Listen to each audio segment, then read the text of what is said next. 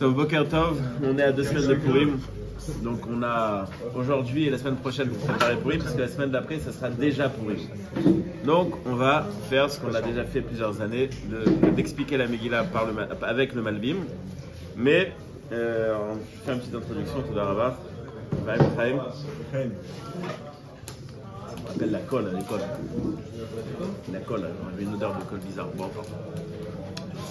Et dans la Gemara, dans la Masechet Megillah, il y a une marloquette à partir de quel moment on doit lire la Megillah. Est-ce qu'on doit la lire depuis le premier Pérec ou est-ce qu'on doit la lire depuis les Prakim qui sont plus tard? Et en vérité, la halakha, bien sûr.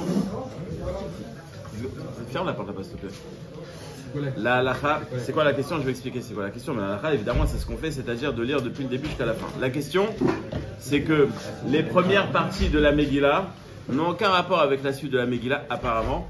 C'est-à-dire que la pertinence du miracle, elle n'est pas liée à la première partie de l'histoire.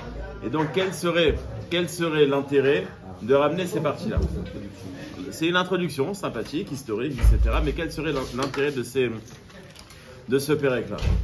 La halakha, évidemment, c'est qu'on doit le dire toute la Megillah. Donc, il faut comprendre que la halakha a conclu qu'il y a, oui, un intérêt de lire toutes les parties de la Megillah. La shéla, c'est quel est l'intérêt du premier Pérec et des Prakim qui suivent. Aujourd'hui, je ne pense pas qu'on terminera plus que le premier Pérec. Dans le premier Pérec, on nous parle de l'intronisation de Achashverosh, la beuverie qui a suivi et la fin de Vashti. C'est ça le premier Pérec en gros. Le Malbim fait une introduction, je pense qu'on est dans le contexte. Il dit qu'il y a 2 sortes de pouvoir, la démocratie et la monarchie. La démocratie, c'est t'es au service du pays. Donc le peuple ne t'appartient pas, l'argent du peuple ne t'appartient pas, tu n'es pas au-dessus des lois, et on peut juger un Premier ministre. Par contre, la monarchie, tout t'appartient, tu fais ce que tu veux, les caisses de l'État t'appartiennent, t'es pas au-dessus des lois, et il n'y a pas de parlement. Je décide tout seul. Pour la petite histoire, la Gemara nous raconte que Achashverosh, au départ, c'était un clochard. C'était il ramassait les crottes de cheval de Nebuchadnezzar. C'était ça son travail. Kanirek, dans les écuries, on développe facilement des amourettes. En tous les cas, c'est là-bas qu'il a rencontré Vashti. Et il s'est marié avec elle. Ce qui, évidemment, lui a donné un statut marié avec la princesse. Donc, il a fait le plus beau coup de sa vie. Il s'est marié. Pardon? Non, Rabbi Akiva, c'est elle qui était fière de son mari, c'est pas le contraire. Et au final, surtout que Rabbi Akiva, il n'a rien touché. Donc, au contraire, elle a été déshéritée, donc c'est elle qui a fait c'est elle en fin de compte qui a gagné. Mais Kitsour, donc il se marie avec Vashti, et ça lui ouvre des portes. Évidemment, ça lui ouvre des portes, et il en profite. C'est pas simplement qu'il a des portes ouvertes, il en profite, il développe, il devient très riche et très puissant, et il s'arrête pas là. Il commence à faire des guerres pour élargir sa Russie natale. Il élargit donc son pays natal et en fin de compte 127 pays sous le pouvoir de Achashverosh. Sauf que ce qui était au départ pour lui un atout, c'est devenu un boulet, Vashti. Parce qu'aux yeux de tous, il était défini comme le mari de la reine, et ça passe pas. Ça passe pas. Et ça passe pas, il voulait que sa femme soit la femme du roi, et non pas le contraire. Et donc il a tout un programme. Et ce programme, on va le voir dans le premier Pérec, il a l'intérêt de le raconter dans la Megillah, on l'expliquera à la fin. Donc je vais lire passouk par passouk, plus ou moins. Et je vais expliquer pourquoi est-ce que c'est présenté comme ça. Donc nous dit le Malbim, au début Achashverosh était Achashverosh sans titre. Achashverosh, le gueux. Ou Achashverosh Amalek Modou Vatrouche, immédiatement et très rapidement, il est monté en puissance. Donc c'est le même Achashverosh qui était, on l'appelait toujours encore, voilà quoi. C'était Achashverosh quoi. Et puis d'un coup, du jour au lendemain, c'était Amelech Achashverosh. Ou Achashverosh Amalek Modou Vatrouche, Sheva Vesrim Ma'amedina. Bayam Imaim. Que Shevet Amelech Achashverosh, Al Kiseh Malchuto, Ashab Shushan Amira. Ça fait partie de son plan politique. Achashverosh, en tant que gueux qui monte au pouvoir, il devrait être fier de s'asseoir sur le trône de ses prédécesseurs. Et non. Il décide d'avoir un trône qui va être le sien. Donc il fait une commande chez des juifs iraniens. C'est pas pour rien, hein. Il travaille l'or. Pardon? Exactement. Il voulait comme celui de Shlomo. Shlomo Amelech, il avait un trône qui prenait vie. Quand il montait, le gars mettait les pieds sur ses... Non, il n'était pas mécanique, celui de Shlomo. Il mettait le pied sur une marche, il y avait Alpi Kabbalah, les animaux en or prenaient vie et il le levait. Il a demandé de faire la même chose. Donc il a demandé à des artisans juifs iraniens de lui faire parce que c'était les seuls qui étaient capables de le faire. Sauf qu'après avoir fini, ils ont fait un truc mécanique cette fois. Après l'avoir fait, il n'était pas déplaçable. Qu'est-ce qu'on fait? Achashverosh dit on fait une pierre deux coups. On va déplacer la capitale où se trouve le trône. Et c'est là-bas que je vais m'installer. Et, pardon? Mégalomane complet, c'est un peu quand on parlait de Trump, c'était exactement lui quoi. Et en fait, c'est l'intérêt de nous le raconter. Pardon? Ah mais il a demandé de ne pas être à la Maison Blanche. Il a dit je vais rester chez moi. Donc c'était vraiment Trump quoi. Donc il demande de s'installer à Shushan et en vérité ça fait partie déjà du programme d'Hachem parce que qui se trouve à Shushan? Mordechai et Esther. Mais ça c'est, on va pas dévoiler toutes les cartes déjà dès le début. Donc l'intérêt de Achashverosh c'est quoi? C'est appuyer son pouvoir. Je ne prends pas le pouvoir ancien, je crée un nouveau régime. Et donc, évidemment, si je crée un nouveau régime, je décide où est la capitale, je la déplace à Shushan. Bishnat Shalosh Malcho a fait un mishté, l'école Sarava Vadav, s'est présenté qu'il a fait un mishté, l'école Sarava Vadav, et après, Vesare a Medilot Lefanav. Nous dit le Malbim, l'intérêt de cette précision, c'est quoi? C'est de dire aussi qu'il voulait faire passer ce message. Je mets un nouveau pouvoir en route, j'invite d'abord mes proches, et après, Sarah Medilot Lefanav. Donc, il invite d'abord l'école Sarava Vadav, tous ceux qui étaient ses proches, son équipe, et tous ceux qui étaient déjà en place, il les a invités après. Dans les invitations, il a déjà vexé la moitié du peuple. Mais il s'en fout, il fait ce qu'il veut. Donc, il est en train de montrer qu'il fait ce qu'il veut. Il suit pas les règles habituelles, les normes et l'éthique habituelles, il fait ce qu'il veut. Je ne rentre pas dans les détails du Michté, mais c'est une grande beuverie, 180 jours, personne ne travaille. Et qui paye tout ça? Qui va payer les pots cassés? L'État. L'État, c'est qui? C'est le peuple. Mais nous, on veut pas? Ah bah si, vous décidez pas. C'est moi qui décide. C'est moi qui décide, donc je dépense sur votre compte, et parce que ça m'intéresse. Et après tout ça, il va faire une fête pendant 7 jours. Où ça? À Shushan. Donc il va faire une fête pour Shushan, et nous dit la Megillah, nous dit comme ça. Gam Vashti Amalka Asta Mishte Nashim Bet Amalchut Asher Lamelech Achashverosh. Donc Vashti aussi, elle fait un Mishte. Mais il y a plein de précisions. Premièrement, dans le passouk ici, c'est marqué Vashti et après c'est marqué Malka. C'est-à-dire que son nom c'est Vashti et le surnom, le prénom, appelez ça comme vous voulez. L'adjectif c'est Malka. On va voir qu'il y a plusieurs endroits où il y a marqué Malka Vashti. Alors que là c'est marqué Vashti à Malka. Et dans son intérêt de Achashverosh, il lui fait faire un michté, mais il lui fait faire un truc de seconde zone. Tu vas faire un truc pour les femmes. Mais c'est moi la princesse. Toi t'es que le mari de la princesse. C'est moi la reine. Non, tu fais un truc pour les femmes. Les notables et tout ça, c'est chez moi. Ou est-ce que tu vas le faire Bet Anashim? Un truc pour les femmes, quoi. Tu fais une petite salle comme ça. Asher Lamelech Achashverosh. Ce que moi, je t'ai donné, ben c'est là-bas que je vais faire une fête. Donc il lui fait une fête, oh vas-y. Bon, allez, vas-y. Tiens, il lui jette un os. Bayam Ashvi, Ketov Lev Amelech Bayain. 187 jours. Il se bourre. Il est sous perfusion d'alcool. Il est complètement à l'envers. Il dit à ses proches, Absharti, Amelech Achashverosh, les avis, vous amenez. C'est-à-dire, vous ne lui demandez pas son avis. Vous l'amenez sans lui demander son avis. Qui ça? Vashti à Malka. Elle est que Vashti, elle n'est pas Malka. C'est-à-dire, elle n'est pas Malka Be'etzem. Elle s'appelle comme ça parce qu'elle est mariée avec le roi. L'ifna Amelech Bechetar Malchut, précise le Malbim, elle ne mettra la couronne de la reine que quand elle rentre dans la salle. Et pas avant. Ça veut dire que ce titre honorifique, elle l'aura que en ma présence. Et pas autrement. Donc c'est moi qui lui ai donné ce kavod et pas le contraire. Les Harot Amim Vasarim et Yofiar qui te va te marier. La Gemara nous dit que Beketar Malchut, c'est-à-dire elle porte que sa couronne. Elle est complètement déshabillée. Qui est le taré qui veut montrer à tout le monde, qui veut faire déambuler sa femme nue devant tout le monde? Achashverosh. Pourquoi? Parce qu'il veut montrer à tout le monde qu'elle est spécialement belle. Ça fait partie des 4 femmes les plus belles au monde. Et il s'est marié avec elle que parce qu'elle est belle, et non pas parce que c'était une princesse. Donc ça fait partie de son programme. Je rabaisse Vashti aux yeux de tout le monde pour que tout le monde comprenne que c'est moi le roi et elle n'est que ma femme. Et non pas le contraire, j'ai pas reçu le pouvoir grâce à elle, c'est moi qui ai créé ce pouvoir, puisque je l'ai développé, et elle n'est que mon associé. Tu sais qu'elle est nue, à la base. Pardon? Il sait qu'elle va venir nue. Il veut qu'elle vienne nue. C'est lui qui vient. La Gemara dit que pourquoi est-ce qu'elle voulait pas? Elle aussi, c'était son. Ouais, non mais c'est-à-dire qu'elle aussi, elle était un peu dans ce délire. Elle a compris le plan politique de Achashverosh, elle voulait le détourner, le déjouer. Vatemaen, avec Gershaim, c'est-à-dire, elle lui a dit, il va te faire voir. Amalka Vashti, Et là, c'est marqué Amalka Vashti. Elle a dit, oh, t'as pas compris? C'est qui Amalka? C'est mort. T'as pas compris? C'est qui la patronne? Amalka, pardon? Il est roi Vassal. Oui, mais justement, il veut plus. Il veut plus. Il a dit, non, non, non, ça c'est fini, ça c'est l'histoire ancienne. C'est moi qui ai. C'est comme quand tu rentres un associé et qu'il fait plus de chiffres que toi. À un moment, il te dit, hey, bye. Exactement ce qui se passe. Va t'aimer, Amalka Vashti.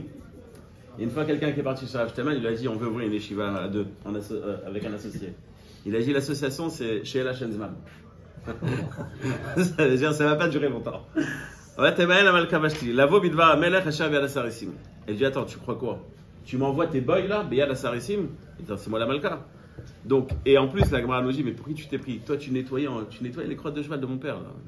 Pour qui tu t'es pris? Donc, elle a envoyé bouler. Le Malbim précise qu'il y avait deux sortes de kaas, de kourou. Le premier, c'est le plus grand affront possible et imaginable. Il dit à tout le monde, vous allez voir, Vashti, elle va arriver, vous allez voir, Vashti, elle va arriver. Et en fin de compte, ils disent, non, elle veut pas. C'est la honte. Mais à part ça, il y a un autre problème. À part la honte. Lui, il sait très bien quel était son intérêt. Il sait très bien que ce qu'elle a fait, c'est qu'elle a déjoué ses plans. Donc, extérieurement, il est énervé parce qu'elle s'est moquée de lui. Mais intérieurement, il est énervé parce qu'elle a déjoué son programme. Donc, Vaïktsof Amelech Meot, ça c'est le courroux extérieur. Vahamato Baravo. Et intérieurement, il était encore plus bouillant parce qu'elle a déjoué tout son programme politique. Maintenant, il sait très bien que Vashti, elle est foutue. Il sait très bien que si elle est jugée, elle ne va pas faire long feu. Et il y avait des juges qui étaient Yod'e Ha'etim. Je vous dis que sans le Malbim, il n'y a pas d'explication à ces mots-là. Yod'e Ha'etim, à part ce que dit la Gemara. Yod'e Ha'etim, c'est ceux qui avaient la capacité d'évaluer le niveau de lèse-majesté. C'est-à-dire, si tu parles mal au roi quand il est sur son trône devant tout le monde, c'est beaucoup plus grave que si il est en vacances en maillot de bain. C'est beaucoup moins grave. Donc là, Yod'e Ha'etim, si elle passe devant cette cour, elle est foutue. Il y a tout le peuple. C'est le moment le plus important pour le roi. Et elle lui a dit, va te faire voir juste à ce moment-là. Donc elle est foutue. Donc il dit, Vayomer Amelech Lachachamim, Yod'e Ha'etim. Il dit, non, Kichen va Amelech Lifle Kol Yod'e Dalvadin. On n'a pas besoin de faire passer Vashti dans cette cour-là. On l'a fait passer Kol Yod'e Dat Vadin. Dat, c'est l'éthique. Et Din, c'est le jugement. Et en vérité, Achashverosh, il dit, bon, il y a quand même un problème d'éthique. Il y a quand même un problème d'éthique. Parce que, qu'est-ce qu'on va lui dire? Tu t'es mal conduit avec ton mari? Et qu'est-ce qu'elle va répondre? Mais c'est lui qui a commencé. Vous connaissez l'histoire d'un arabe qui se présente Google France, il cherche un PDG. Bon, alors le gars, il le voit arriver comme ça, il lui dit, ah super, voilà, donc je vous explique, le poste, c'est, vous avez une maison de fonction, chauffeur, jet privé, 150 000 euros par mois. Là, il dit, tu te fous de ma gueule? Et il dit, c'est toi qui as commencé.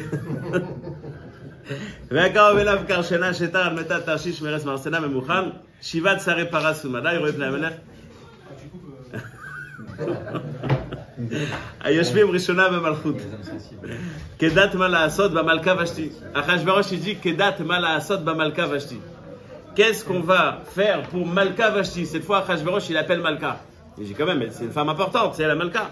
Asher lo astat ma'amar melech Achashverosh be'al sarissim. Elle a quand même raison. C'est moi le roi. Et je lui ai envoyé des sarissim, je lui ai envoyé mes boys. Elle a raison, la Malka et tout ça. Là. Donc il est en train de couver Vashti. Il essaie de la protéger. Pourquoi? Parce qu'il est fou amoureux d'elle. Il a des noms d'utilité. Il est fou amoureux d'elle. C'est ce que ta remarque, c'est ce que le Malbim dit, explique qu'on veut mettre ça en avant. Vous allez comprendre dans un instant pourquoi on veut le mettre en avant. Mais la raison pour laquelle il le fait, c'est parce que premièrement, il est fou amoureux d'elle, et deuxièmement, il a quand même un intérêt. Il fait le beau. Mais la patronne, c'est qui? Grâce à qui il a reçu le trône? C'est grâce à Vashti. Donc il a un intérêt. Donc il veut quand même la protéger. Mais Mouchan, nous dit la Gemara, c'est Aman. Il fait Amelech Vasarim. Lo ala melech levado avta Vashti Amalka. Oh, c'est pas Malka Vashti, elle. C'est Vashti Amalka. Et le problème qu'elle a créé, c'est pas un problème entre toi et elle. Le problème qu'elle a créé, c'est un problème qui est plus grave. Nous disent les Mefarshim que Aman, il avait un problème avec Vashti. Ça, c'est un. Zeresh, avec sa femme. Ça aussi. Il avait un problème avec Vashti. Vous connaissez la bande dessinée Is No Good? Ouais. Et bien, Aman, c'est Is No Good. C'est pareil, c'est le nerveux, celui qui a tout le temps des plans. Aman, il a un problème comme ça. Maintenant, il a un problème parce que Vashti n'arrête pas de l'embêter, parce qu'il prend trop de place. Et en plus, il a une fille à marier. Il dit, je vais faire d'une pierre deux coups. Et je dégage Vashti, et je mets ma fille, Beau gosse. Donc, il dit, bon, ben, c'est là, on va s'en occuper maintenant. C'est maintenant ou jamais. Donc, qu'est-ce qu'il dit? Non, d'abord, c'est Vashti Amalka. C'est pas Amalka Vashti. Le problème qu'elle a créé, elle a créé un problème à tous les niveaux du peuple. Qui a alcool à Sarim, premièrement, au sein du pouvoir. Valkol à Amim, deuxièmement, au sein du peuple. Pourquoi? Quand on va faire les gros titres de Paris Match, Achashverosh s'est pris une claque. Ok, donc ça va faire les potins. Et les femmes, elles vont se réveiller. Il va y avoir un mouvement féministe qui va se lever. C'est la catastrophe. C'est la catastrophe. Il ne faut surtout pas qu'il y ait un mouvement féministe qui se réveille. Donc, ils vont dire, Asher Amar Amel David Vashti Amalka Lefana Veloba. Elle a osé lui dire non. C'est pas bon ça. C'est pas bon du tout. Nous dit le Malbim, Kmo chez Bemedinot Africa. Comme aujourd'hui en Afrique, où il y a encore des pays, où il y a encore des pays où eh ben, les femmes n'ont pas de droit. Ok? Maintenant, le deuxième problème, Tomarna, Sarot Parasomada et toutes les femmes de ministres qui étaient là et qui savent très bien quel était le fond du problème. C'est pas un problème de couple, c'est un problème de pouvoir. Donc, qu'est-ce qu'ils vont dire? Ils vont dire, alors, Marie-ministre, tu sais, Achashverosh voulait faire le big boss. Mais en fin de compte, tu sais, c'est qui le big boss? C'est Vashti. Et donc là, Asher Shamouet Varamalka, ils ont entendu exactement c'était quoi l'échange. L'école Salamelech, Ogdaï, Bizayon, Vaketzel. Ça va être la bamboula. Et au sein du peuple, il va avoir du remous. Et au sein du pouvoir, derrière ton dos, ils vont tous être morts de rire. Donc tu ne vas plus avoir aucun pouvoir. Imanam Elertov. Et là, ils sont très très forts en marketing. Yetzever Malchut Milefana, Vekatev, Vedate Parasomada, Velo Yavar, Asher Otavu Vashti, Lifna Melech Achashverosh, ou Malchuta et Telamelech, Lerota, Tova Mimenu. Sans l'explication du Malbim, aucune explication à ce pasouk. Tu sais quoi? Tu vas faire d'une pierre deux coups aussi. Tu vas instaurer une loi. La première loi que tu veux installer sans avoir l'avis et l'accord des ministres, c'est maintenant ou jamais. Et c'est quoi cette première loi que tu vas mettre en place? Interdiction à Vashti de mettre les pieds au palais. Et alors, qu'est-ce que tu as gagné? Premièrement, qu'est-ce qui va marquer les esprits? Pas le petit détail du début. Au final, ça va marquer les esprits. Vashti ne peut plus remettre les pieds au palais. Ça va être ça, des gros titres. Et donc, ils vont se dire, les gens, en fait, Vashti, elle est revenue, exactement. Vashti, elle est revenue à quatre pattes. Mais Achashverosh, il a dit non. Ah, c'est qui le patron maintenant? Achashverosh ou Vashti? Achashverosh. Donc, il a fait d'une pierre deux coups. Premièrement, il a sauvé son kavod. Deuxièmement, les femmes, elles vont respecter leur mari. Et au sein du pouvoir, ça y est, tu as pris le pouvoir. Puisque maintenant, tu as fait ta première loi sans passer par personne. C'est toi qui as décidé. Donc, tu as tout gagné. Tu as gagné. Ça laisse entendre que c'était un genre de démocratie avant. C'était un genre de... Il y avait un accord avec les ministres. C'est pas un vote comme tu le vois aujourd'hui. Mais il y avait une gestion ensemble. Il y avait le statut du roi. En gros, ils échangeaient entre eux. Voilà, vient comme un conseil comme ça. Un conseil constitutionnel. Ouais, Mashmoukazé. On peut mieux comprendre avec la Russie. C'est ce que je te dis. Achashverosh, aujourd'hui, on va dire, avant c'était Poutine, avant c'était Trump, maintenant c'est Poutine. En tous les cas, d'ailleurs, on ne sait pas c'est qui la Vashti de Poutine, hein, on ne l'a jamais vu. En tous les cas. Il a divorcé. Ah voilà. Et à cause de ça, un truc comme ça. Ah, mais ça, Il n'est pas descendu quand il a appelé. Donc c'est vraiment ça quoi, l'ego surdimensionné, il n'y a pas de place à deux quoi. Donc tout le monde va entendre que les pouvoirs du roi, je termine dans 2 minutes, 3 minutes, 5 minutes. Donc tu vas gagner le pouvoir et tu vas gagner le respect des femmes au gouvernement. Etc. C'est ce que le roi a fait. Il a donc dégagé Vashti de cette manière. Il a réussi à passer en superpuissance. Quel est l'intérêt de ce Pérec? C'est magnifique, c'est sympathique, c'est une belle bande dessinée, c'est un bel article, mais quel est l'intérêt de ce Pérec? Le Malbim nous explique. Premièrement, remarquez, ça c'est pas le Malbim, mais c'est marqué dans d'autres farines, mais c'est pas grave. Qui est-ce qui a fait que Esther est devenue reine? Aman. Parce que c'est grâce à Aman que Vashti est dégagée, c'est grâce à Aman qu'Achashverosh cherche une autre femme, et donc au final, c'est Esther qui arrive. Donc Aman, il a un programme pour prendre lui plus de pouvoir. Comment? Dégage Vashti, je mets ma fille au pouvoir, je suis le beau-père du roi, je prends beaucoup de pouvoir. Cet intérêt, ce programme que Aman a dans son subconscient, pas dans son subconscient, c'est ce qu'il recherche, c'est ça qui va causer sa perte, 10 ans plus tard. Donc c'est la première facette qu'on veut montrer. La deuxième facette, c'est que Achashverosh, c'est un égoïste de première classe. Ça veut dire quoi, égoïste de première classe? Il est fou amoureux de Vashti, comme on l'a précisé. Même après qu'elle l'ait énervé, il essaye quand même de la sauver. Mais au final, bon, c'est pas dans son intérêt, il la dégage. Ne crois surtout pas, nous dit le Malbim, que c'est parce qu'il a aimé Esther qu'il a sauvé le peuple juif.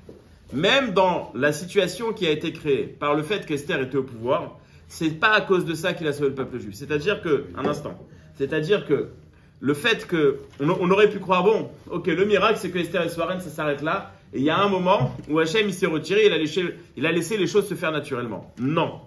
Même quand il a mis Esther en place, qui était véritablement la porte de la Géoula à ce moment-là, c'est vrai.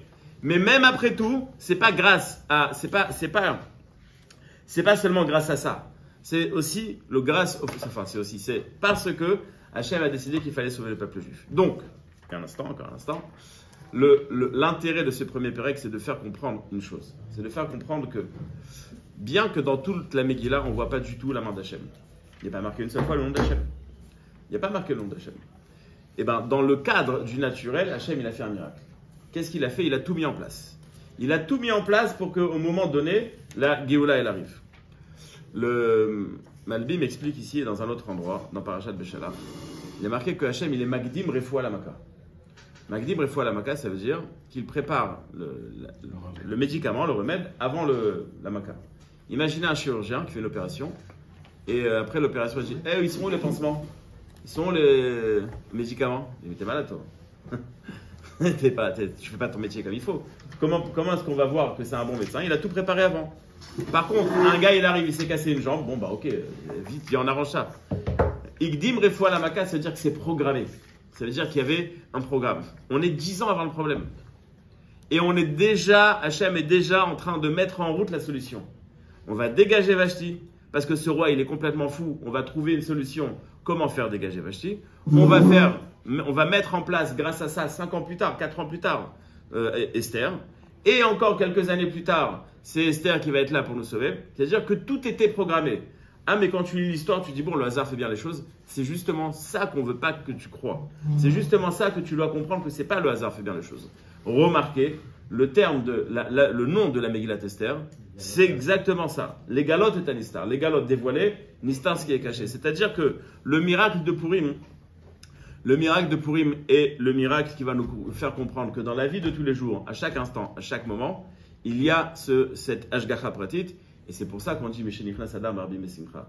Mishenichnas Adam Arbi Mesimcha, c'est qu'à partir du moment où Adar arrive, on va prendre conscience, on va étudier la Megillah, on va prendre conscience de ce Inyana de Ashgacha pratit. Alors pourquoi est-ce que quelqu'un il fait la tête? Pourquoi est-ce qu'il est stressé? Pourquoi est-ce qu'il est embêté? Parce qu'il a des problèmes. Parce qu'il est marié? Non.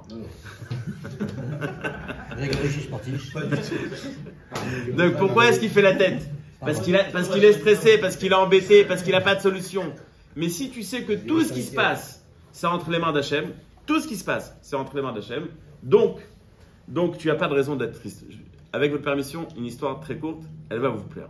Il n'est pas pressé, on est dans le Messie. 3 minutes. Non, je peux arrêter là, mais c'est dommage. Non. C'est dommage parce que pour une fois que je vais faire plaisir à David. Chaim Weizmann, premier président d'Israël.